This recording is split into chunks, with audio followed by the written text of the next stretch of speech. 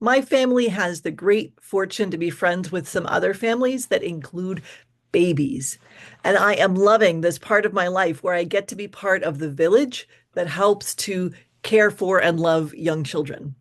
I'm also noticing some things about babies that I might not have noticed when my own kids were young, or maybe I did notice them, but my sleep deprivation prevented my memories from sticking. One of the phases I like to observe is when a baby is just on the verge of crawling. Often they will start by learning how to scoot backwards on a tile floor or a hardwood floor. Or maybe the baby can get their hands with their legs very nearly directly under their body, and then they reach forward. And when the baby's gone about as far as they can go, they will sit back down and flap their arms. And then they'll try it again. They'll get up on all fours and they'll reach, flop, flap, and they'll reach and flop and flap, just over and over until they figure it out. Adults will put toys just out of the baby's reach to try to encourage forward motion. And the baby might get frustrated. And then we all have this inner conflict about letting things be just difficult enough to motivate growth, right? Things are hard for the baby, but they've got to do it for themselves. There is a whole world of things to be explored and climbed and mouthed once the baby can get moving. And I really admire babies for their perseverance. They try, they fail, they begin again. Once they achieve a milestone, it's on to the next thing, starting over at the cusp of not knowing. For most babies, after crawling, it's pulling up on furniture and then cruising and then standing in place and then figuring out how to turn a fall into a forward step. With each skill, they change as a person, shifting their scope and their perspective on the world around them. For most of us who are old enough to observe this pattern and to anticipate the next milestone for babies, our own abilities are traveling in multiple directions. We're moving forward, we're backtracking, we're following tangents. Sometimes we're learning something new every day from podcasts or books or our friends or a class. Sometimes we're starting over, working on skills that used to come easily and no longer do. Sometimes we're adapting, finding new solutions and different ways to be involved in the world, given the tools and the talents and the families we have in this moment. Whatever the stage of life, human beings are always beginning again. What helps us to begin again? I notice that most babies don't stay angry for long. Babies are figuring out the people and the situations that make them feel safe, which is important. But mostly they don't hold a grudge about toys being just out of arm's reach. Different babies progress at different rates along physical and verbal and social lines. Each one has a unique way of growing, even though we can make general predictions. Trying new things often involves imagining actions before we take them.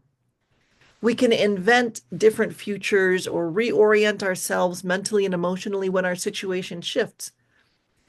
So both our ability to dream and our ability to wake up into the true reality require imagination.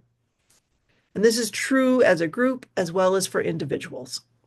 So those two things, forgiveness and collective imagination, are elements in our capacity to begin again. Spending time with babies reminds me that so much of what children learn about the world comes from the way adults respond to them. Calm encouragement helps them to try things over and over.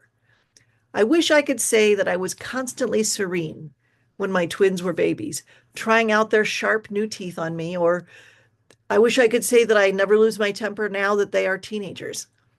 I do try to stay calm because I want them to learn how to solve problems with courage and an open mind. I strive to communicate expectations and logical consequences. Sometimes I manage. Sometimes I have to ask for a do-over. And I hope we've created an environment of mutual grace and shared problem solving. The more I learn, the more I'm able to practice forgiveness and teamwork with the people I grew up around, as well as the family I live with now.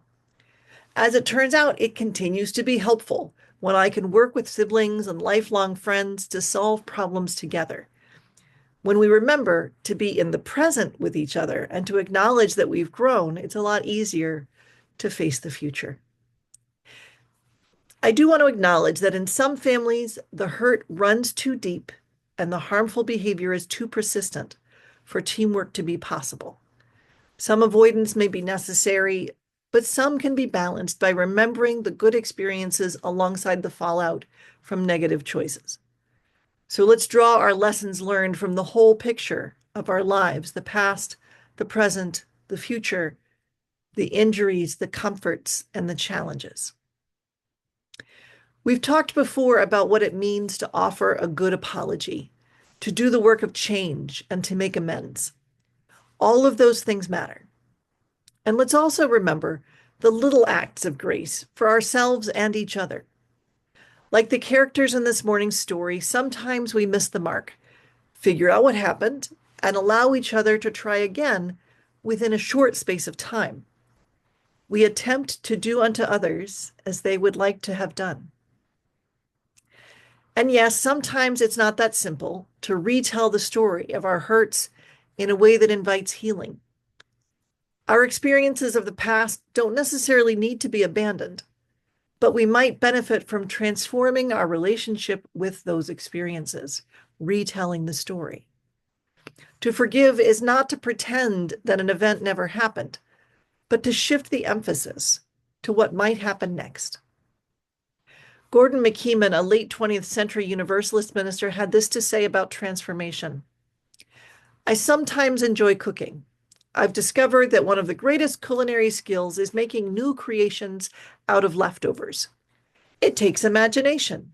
It takes a little skill with spices, herbs, and sauces. The achievement of a satisfying and palatable meal from leftovers can be a model of how one might conduct one's own life in a creative way. The first thing you need to do is open the refrigerator door. You'll see an assortment of things, containers, jars, bags, boxes, and things wrapped in foil, wax paper, or plastic. Now I invite you to open a different door, the door of your past. And what you find there will be leftovers too. And this is still Gordon McKeeman. You will rediscover some decisions that you have made without a thorough understanding of the consequences, about leaving home or not leaving, about when you decided to be married or not be, or both, and to whom. You will probably remember some of the jobs you took and some of the jobs you wanted but didn't get, and some of the ones you thought about and turned down.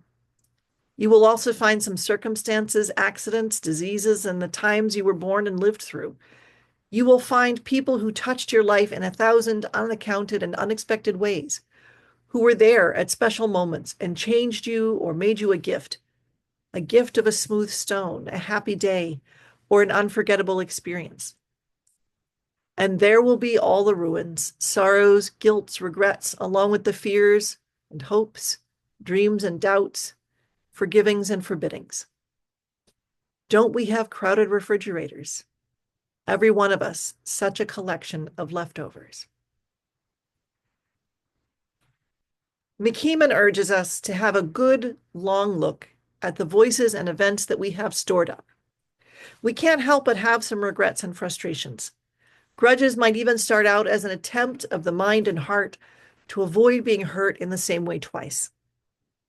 Sometimes resentments get so large that they block out the pleasure and insight we could gain from positive memories with a person or a time in our lives, not to mention taking up energy we could be using to create something new.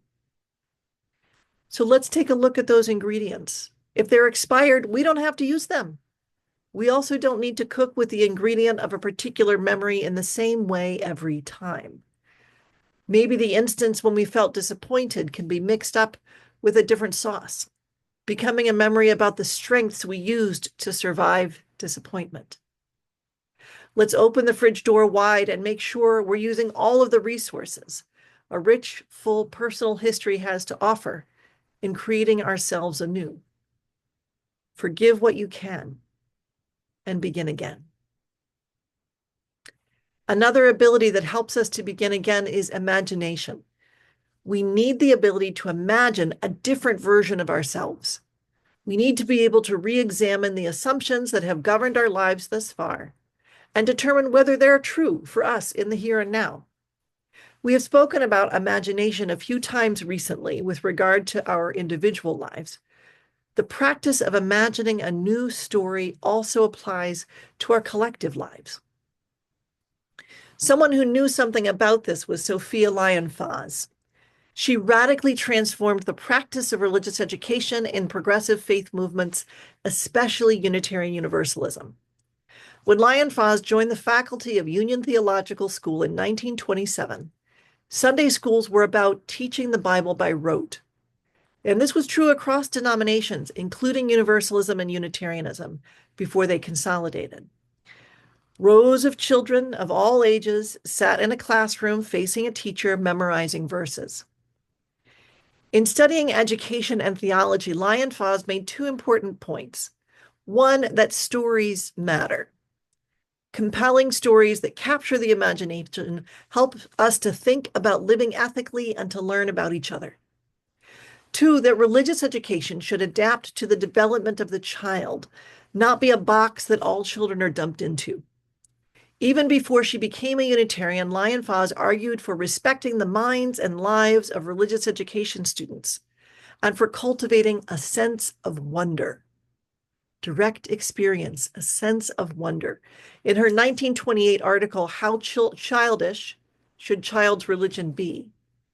She wrote, "We cannot give our children a growing and creative religious life. A fine religion is a personal achievement." An article in UU World magazine summarized her view, saying that a modern faith must take science and modern attitudes seriously. Faith, she believed, that is, Sophia Lyon-Fahs believed, is rooted ultimately in a person's own experiences. Educators of many denominations agreed, but few took her conclusions as far as she did. The American Unitarian Association hired Sophia Lyon-Fahs as a children's editor for a new curriculum project in 1937, though she did not join a Unitarian church until 1945. She edited what was called the New Beacon series and authored or co-authored more than a dozen books. These were not dry catechisms, but stories that spoke to students at their own level, capturing their imaginations and inspiring them in their spiritual journeys. Books in the New Beacon series included not only characters from the Hebrew and Christian Bible described in humanistic terms, but also creation stories from around the world and descriptions of neighboring faiths. There was a series of early reader stories about children named Martin and Judy, who learned about awe and wonder through direct experience with the everyday world. People who grew up Unitarian in that era called them the Unitarian Dick and Jane. The New Beacon series became even more popular in the post-war years, not just in Unitarian congregations. I have two of them on my shelf. One is the old story of salvation. And so again, this is retelling stories about the Hebrew and Christian Bible, but in a humanistic way. And I have From Long Ago in Many Lands, which is, again, a story about neighboring faiths. So it's really cool to be able to touch that part of our history. Sophia Lyon-Fahs was ordained in 1959 in recognition that her work over all of those years was a form of ministry. Some of the curricula continued to be revised and adapted for generations to come. Curiosity and science and direct experience, awe and wonder, those turned out to be enduring. The religious education revolution that Sophia Lyon-Fahs' leadership was part of not only gave students a sense of imagination for their own individual spiritual journeys, not only presented both sacred and everyday stories in a new way, but also changed the story of who we are as Unitarian Universalists. We became a people of renewal. We became a people who consider the needs of children and who value what children have to teach us. We became a people who create together as a practice of spiritual growth. And all of that required imagination, the imagination to write new books, the imagination to completely rethink what religious education classes could be like, the imagination to wonder how we could be different as a religious movement. My friends, it is time for us to reimagine once again. The world has changed. It's changed again and again in the 65 years since Sophia Lyon-Fahs was ordained. We still value the needs of children. We still value creativity and science and awe and wonder. Yet the ways we organize, the ways we operate our congregations, the ways we think about cooperation and interdependence, the ways we support each other at every stage of life must continue to adapt. We are a people who align ourselves with the spirit of life, and change is a fundamental quality of living things.